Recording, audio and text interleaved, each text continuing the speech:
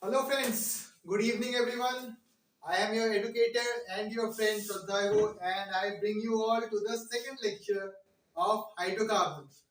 So you know the drill. We need only two things to get along this lecture. One is your pen and second is your copy. I hope you have got this one. And today we will be moving forward to the chapter of hydrocarbons, right? So just a quick recap of what we have done in lecture 1. I hope all of you have seen lecture 1 and if you haven't seen it, please see it so that you will have the basic knowledge of hydrocarbon.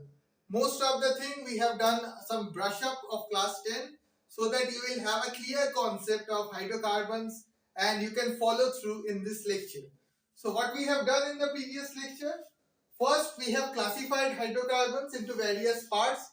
There might be aliphatic, aromatic or something open chain, closed chain, benzenoid, non-benzenoid system. We haven't got into the details of this system anyhow, but we have just named it. So how can we classify them? Secondly, what we have done nomenclature. Nomenclature is how to name a hydrocarbon. We have done two examples having two substituents. I will do some more today. So if you have practiced, it will be a cakewalk for you. Trust me on that. The third will is the isomerism. Isomerism is what we have done in isomerism. These are the compounds that have a same molecular formula but different structural formula. And we have done the isomers of C5H12, and if you can quickly recall it, there are three isomers of C5H12. First one is N-pentane, second one was isopentane, and the third one was neopentane. I think we have got this one right. Okay, so with all this caveat, let's start up with our today's video and let me tell you how we will proceed with the lectures.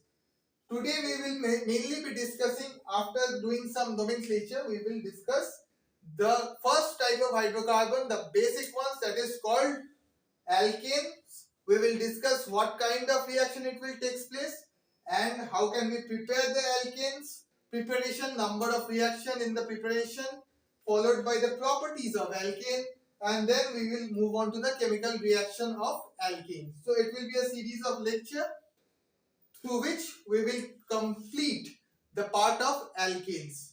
Now with that we will then move on to alkenes, followed by alkynes, then by benzenoid and non-benzenoid systems. So this way the lecture will proceed, right? So without further ado, let's start today's video. I hope by the time you are ready with your pen and your paper. So start.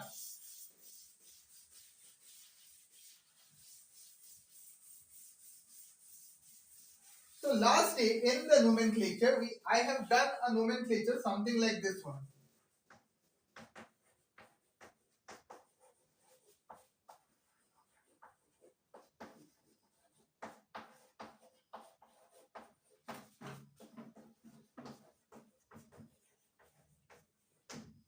So while I was doing this nomenclature in class, some of my students have some doubts. So I thought, why not I clarified it by the video also. So if you have this doubt, I think it will be clarified by this one. So first thing what we do, we find the longest carbon chain. So first we have found the longest carbon chain and then we start numbering the chain. We can do it from left to right or we can do it from right to left. Which one will get the preference? Preference will be the one which has the minimum number of substituent. The number substituent in which the position is minimum. But in this case, both the substituents are in the 3 and the 4 position. So the name can be 3-ethyl 4-methyl hexane or 4-methyl 3-methyl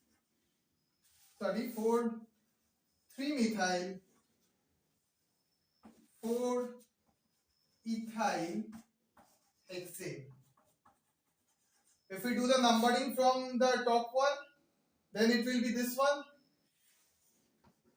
If we do the numbering from this one, then this will be the name.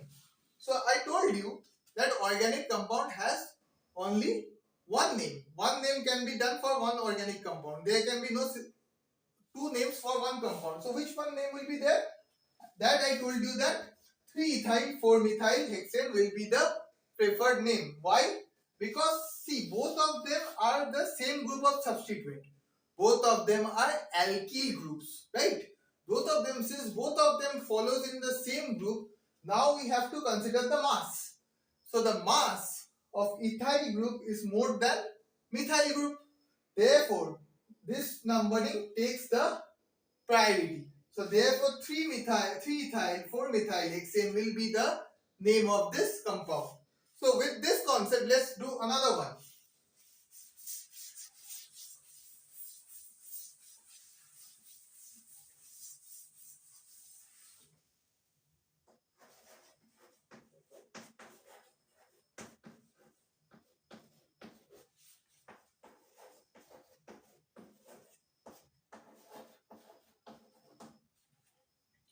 I have this compound and I have two halogen. One is bromine, one is chlorine attached to the second, third position. So where can we do the numbering?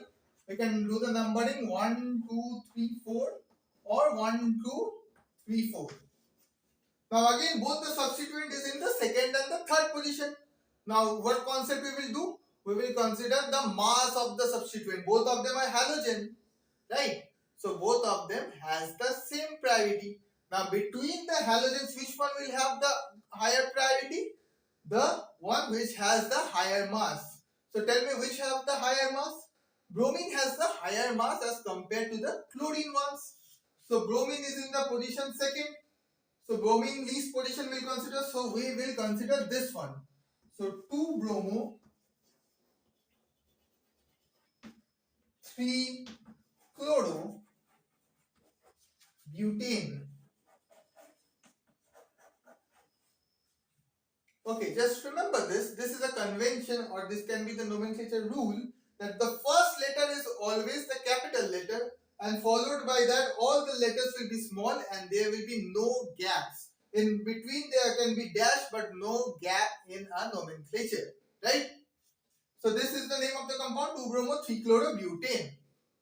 So I think that now you are pretty much comfortable with the nomenclature thing.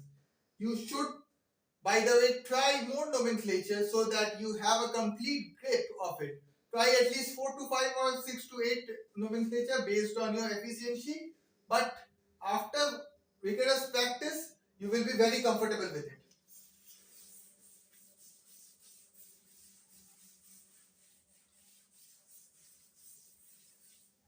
So now I move on to the preparation of alkane. Preparation, I am writing a small one, preparation of alkane. The first process by which we can prepare an alkane is reduction of alkene. Now the reagent that we can use it is ranitidine or platinum or palladium. You have to remember the reagents. What are the use of this reagent?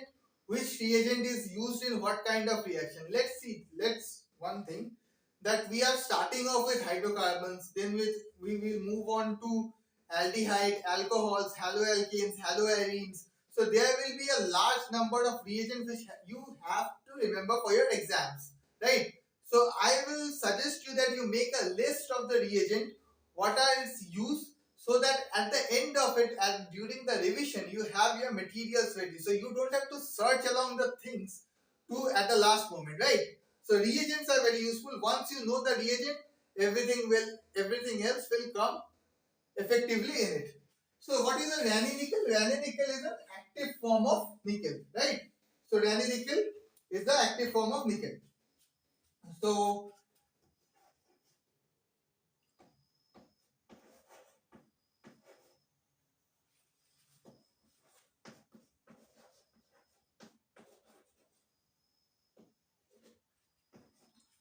So R is basically the alkyl group, any alkyl group. R1 maybe, let's consider is methyl. R1 is CH3. R2 is C2H5, let's say. So R1, CH, R2, reagent vanillin nickel, any one, okay, any nickel, vanillin nickel or platinum or palladium. It will give R1, CH2, CH2, R2. So this is my product. So what happens is the double bond gets reduced to a single bond and hydrogen is added. So what kind of reaction is this one in which hydrogen is added? Hydrogenation reaction. Everyone, you can make a short note of it. Okay. So another one. So is the reaction only effective in double bonds? No, the reaction is also effective in triple bonds also. Let's say I have R1C, triple bond C, R2, and I have the same reagents, and I will get the product.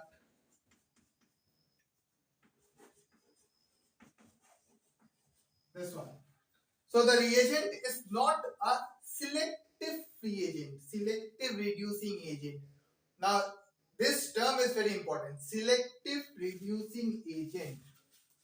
We will come across this term later, but just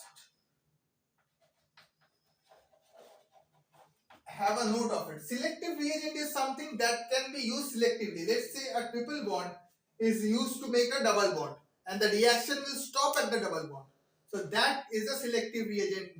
Something like Ncert catalyst. If you have learned this, then you will know. But if you don't learn this, don't worry. We will come into it later, and you will have all your syllabus completely covered. So Ncert catalyst is a selective reagent, selective reducing agent. Burst reduction is a selective reagent, selective reducing agent. So we will come across this after some time. Okay. So this one is not a selective because the triple bond is directly converting to a single bond. So the reagent is vanillin nickel, platinum or palladium. Now instead of vanillin nickel, we can also use normal nickel. Okay. Normal nickel can also be used, but the temperature has to be higher. So for example, CH3, CH double bond CH2 is there. What is the name, by the way? This is an alkene. So 3 carbon prop, number 1 position double bond. So propene or prop 1 ene, you can write anything. And if I use nickel, the temperature will be higher, 523 Kelvin to 573 Kelvin, and I will get the product.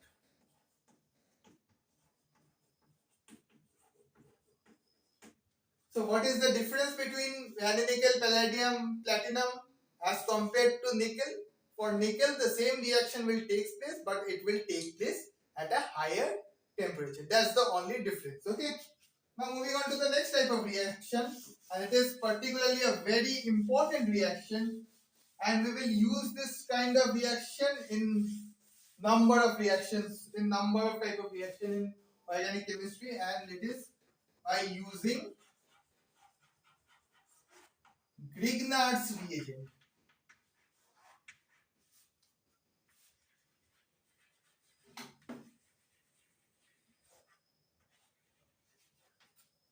For Grignard's reagent, I will write it in short GR. Okay. Now, Grignard's reagent in itself is a very important reagent, and I will tell you why.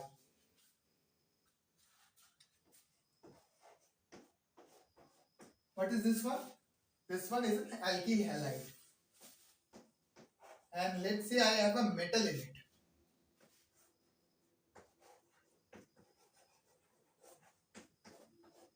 So this one is a Grignard's reagent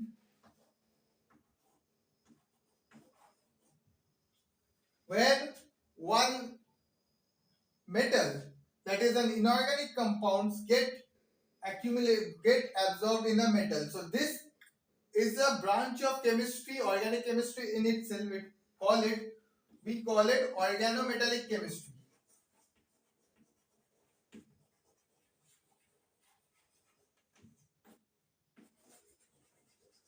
Organo means in an organic compound, one metal gets included, and this is a chemistry in itself. There are a large number of reactions using this concept, and this is a Grignard's reagent.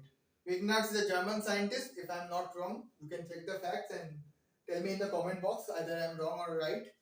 So Grignard's reagent is RMGX. Now see, there is a metal over here, and there is R group. R group can be ethyl, methyl, benzyl, anything can be there.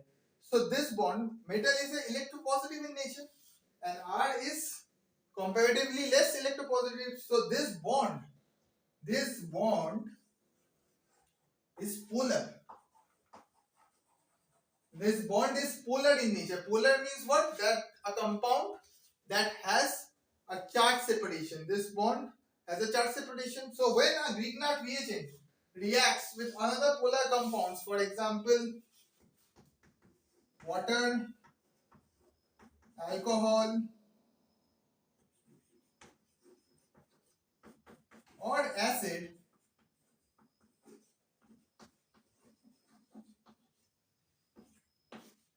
then what ammonia,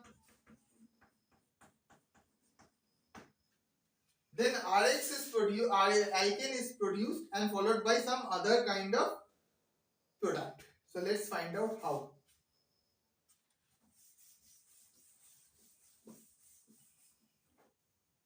So let's say I have CH3 Mg Br, where R is CH3 and X is Br. Okay. Now in this I add water, H2O. Water is a polar compound. This one has a del minus charge, and this one is a del plus. So what will happen? The lone pair will attack this one, and I will get CH3 H, my alkane, plus Mg Br and OH. So I got my alkane back, and the products are one alkane CH4 and MgBrOH. Okay, I guess it is clear. Now remember one thing: the conditions. We take the reaction as minus 78 degrees Celsius. Minus 78, that takes place in liquid nitrogen mostly. If you want to see how the liquid nitrogen works, there are ample number of video in YouTube. You should refer to them. It's a very fascinating way in which the liquid nitrogen reaction takes place. Okay. But if you have ever been to a lab, or if your school has collaboration with any of the laboratories that takes you can first hand experience liquid nitrogen, how you can use the liquid nitrogen. It's a treat to the eyes, I must say. Okay. And as a solvent we use ether. Now instead of water, if I have an alcohol, let's say I take another Grignard reagent, C2H5 MgI, and with it I add one alcohol, CH3 OH. So what will be my products? C2H6 plus MgI OCH3. So this will be my products. Okay. I hope till this Grignard reagent nobody has any problem. First, you have to know the Grignard reagent. What is the Grignard reagent? Which bond is polar? The physical conditions and the reaction. What is happening? Basically, one hydrogen is getting attached, and the rest of the part is getting attached with Mg. So this is not very much complicated, I think. With a bit of practice, you can easily go through it. Now, another type of reaction which is a bit important, and sometimes question has appeared in JEE Mains as well as JEE Advanced.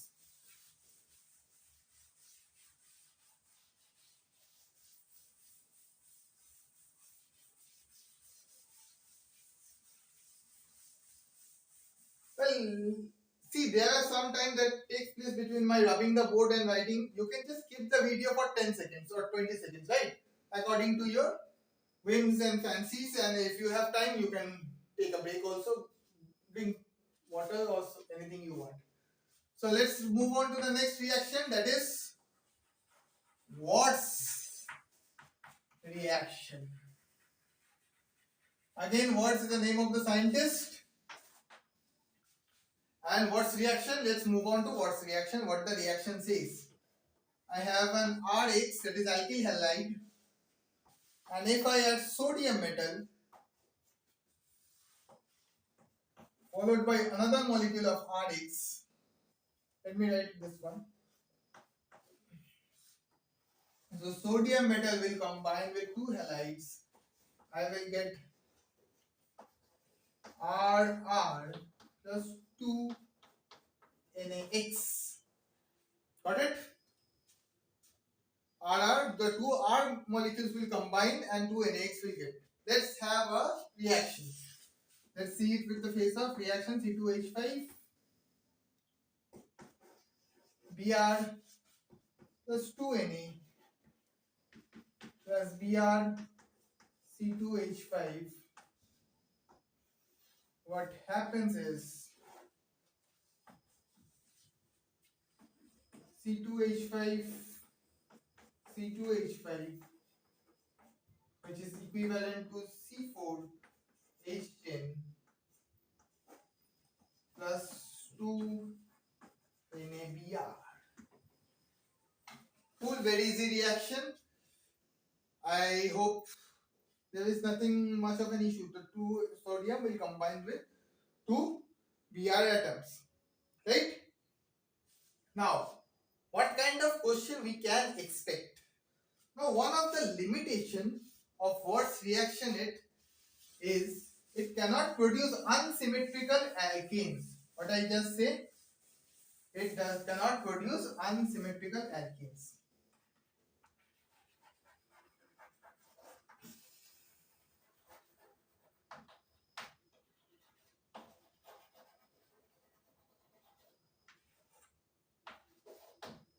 What are unsymmetrical alkenes? Alkenes that have odd number of carbons.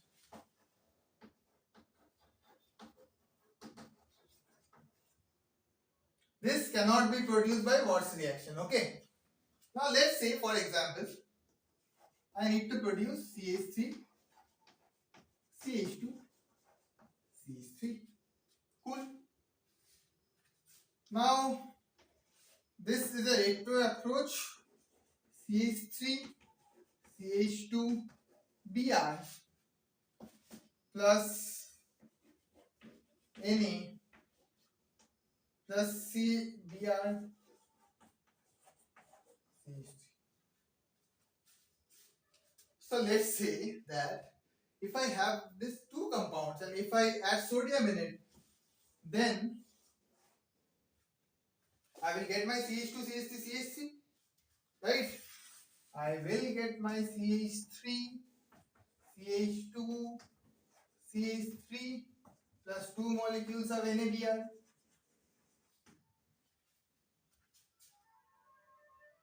Cool. So where is the limitation? You will tell me, sir, or Shraddhago, you just tell me we cannot get unsymmetrical alkane, and 1 second later you are just telling me that we can get unsymmetrical alkane. So the problem is, it's not getting the unsymmetrical alkanes, it is getting other products along with this. Let's see how. Now what are my reactants? My chalk just fell off, sorry for that. What are my reactants? One is CH3, CH2Br. This one is my first reactant. And this one is my second reactant. Now this is a cross product between an ethyl bromide and a methyl bromide. But along with this cross product, I will also obtain self products. How?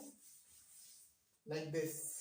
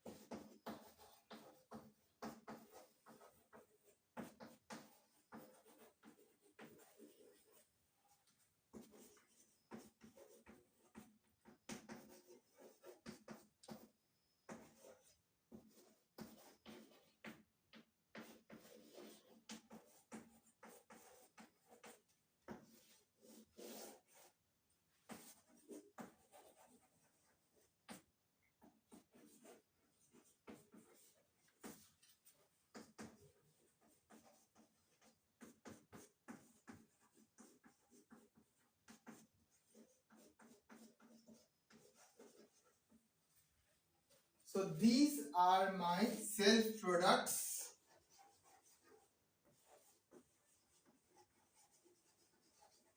Along with this, I have my cross product, that is, so this is my product number 1, alkene. This is my product number 2, and this is my product number 3. Now what happens is, all these alkenes has very similar or very close boiling points. The boiling points of all these alkenes are very close. So what happens is, the separation of this alkenes became very difficult. So we cannot get the alkane in very good amount of yield. So this is a drawback of Watts reaction. So if a question comes then that write the all possible products of a Watts reaction, then we have to consider the cross product and we have to consider the self product also.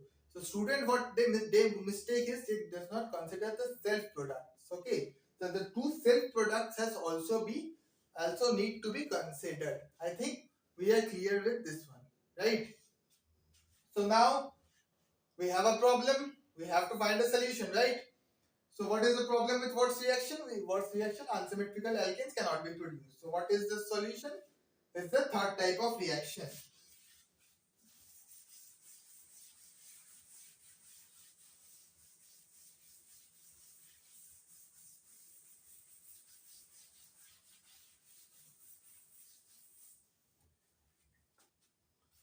The name of this reaction is Code-House reaction. What is the name of the reaction? Code-House reaction. Okay. Again, organometallic. Alkyl halide plus lithium. We have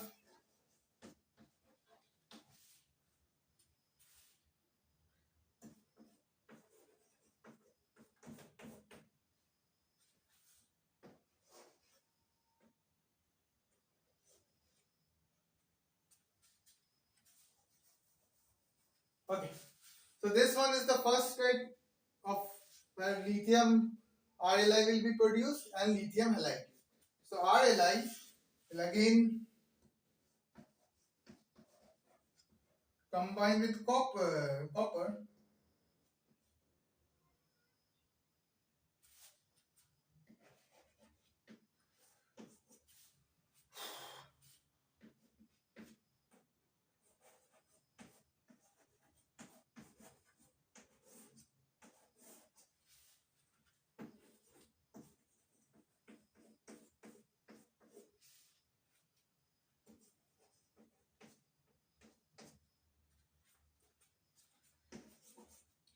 So this intermediate product is very important. Okay, this intermediate product is very important. So what will be the name? Lithium. What will be its name? Lithium followed by two R groups. Therefore, dialkyl copper. Okay, lithium dialkyl copper R2CuLi, or its another name is, its name of the catalyst is Gilman's reagent.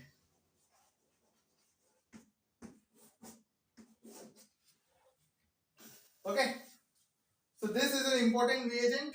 Okay, also called the Gilman reagent, and the intermediate product is RTCuLi. Write this down, and then we will move on to the next part after pausing the video, because I need to drink some water.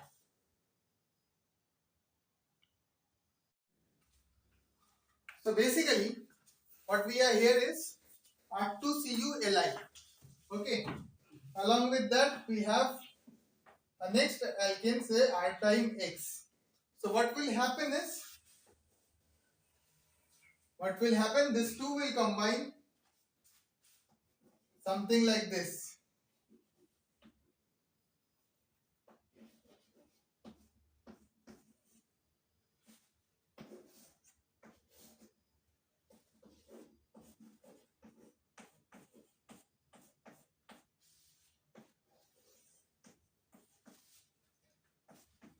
and we will get R prime plus LIX. Okay, are we clear with this? This is a continuation of the last part. R2CuLi, we got it. How we Gilman's catalyst, and with this, if we get a RX, this reaction R prime will take place. Now we will solve this reaction with the help of a normal example.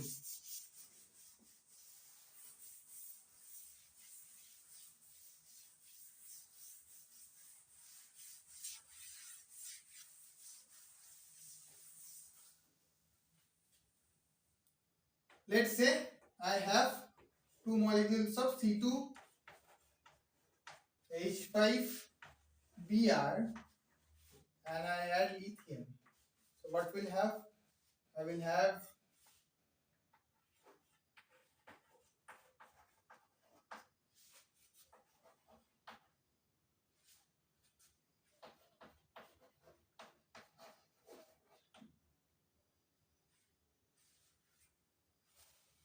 okay.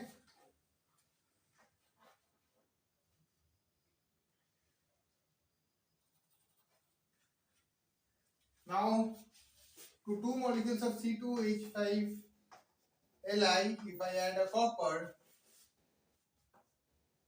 bromide, so what will be the C2H5Cu C2H5?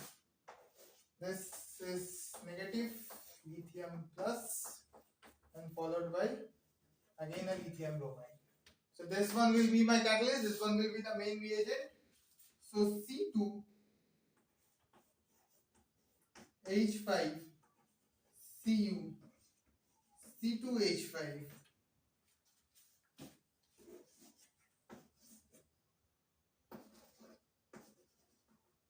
plus RX.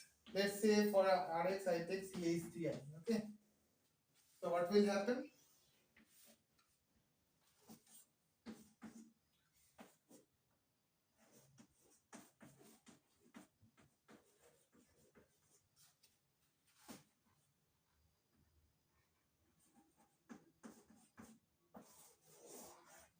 So this will be my product.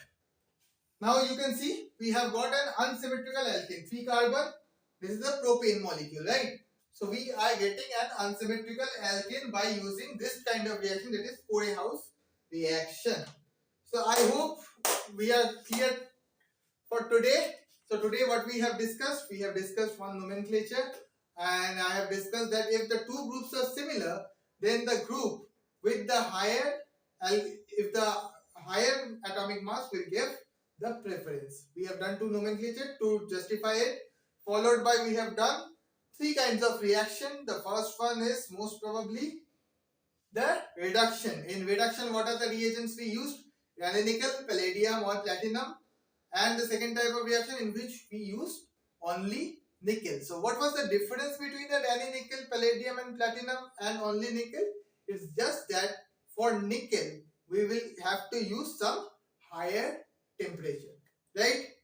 So the next point is, what we have discussed the use of Grignard's reagents. Okay, I told you it is a very important type of reagent because it uses metals in an organic compounds, and this kind of chemistry is called organometallic chemistry. Okay, so the two things are clear. Then we move on to Watts reaction. In the Watts reaction, what was the reagent? It was sodium metal in ether. So, and then we have discussed that in the Watts reaction, the normal alkene, that is symmetrical alkenes having the even number of alkenes, can be produced very effectively, but the problem lies when we have to synthesis an unsymmetrical alkene. So till now we are here, and then the fourth one we use for the unsymmetrical alkene. What reaction we can use? We can use the Corehouse reaction via the Gilsman reagent. So I hope we have discussed number of reaction, a bit of practice, and you can ace the reaction very well. In the next class we will do again following some of the other types of reaction for the preparation of alkanes, and along with that, next we will move on to the physical properties of alkane. So I hope you have enjoyed the video today. Take your time, write your mechanisms, write your reaction. In organic chemistry, all that matters is how you practice. Okay, once you have understood how to know the reagents, how to turn the arrows in organic reaction, half of your organic preparation is complete, trust me. Okay, from next on I will try to do 5 minutes MCQs, in which in 5 minutes we will try to solve 2 or 3 MCQs, so that you will have an idea how to use different reaction. And if you are a student who has already completed the organic reactions, then you will be very benefited with this, because you will know how to implement or use this reaction in the proper question like setup. So with this I will end the video today. I hope you have a great day. Thank you. Bye bye. Tata.